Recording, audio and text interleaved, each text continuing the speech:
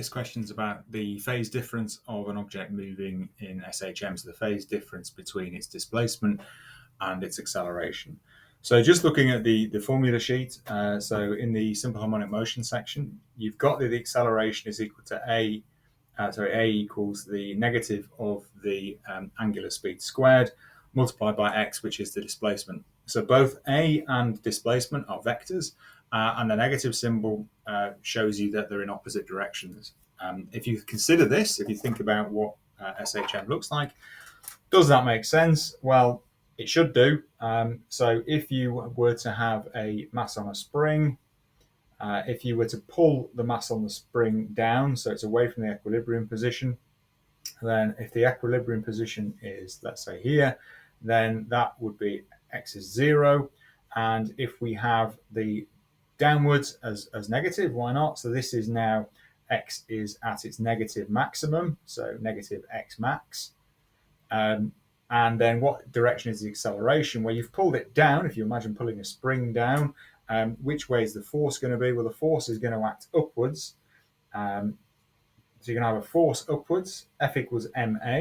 So the acceleration is due to the force and it's in the same direction as the force. So F equals ma tells you that the force and the acceleration in the same direction. And you'd expect there to be a resultant force upwards and it to accelerate upwards. And also at this position, if you think about the extension of the spring, or you actually just consider the situation from your everyday experience, it's a maximum displacement downwards, and that's going to be a maximum force upwards, therefore maximum acceleration. So in this position, we've got the acceleration, which will vary with time like the displacement does. This is a positive. If we say down is negative, up is positive, it's positive A max.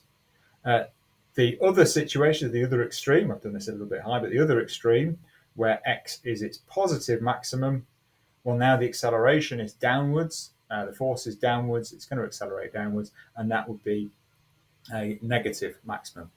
Considering the graphs then, what you've got if we set up this situation where I pulled it down first, so this is the x graph, that would be the x graph, and then the acceleration graph is a negative maximum when it's a positive maximum, and vice versa.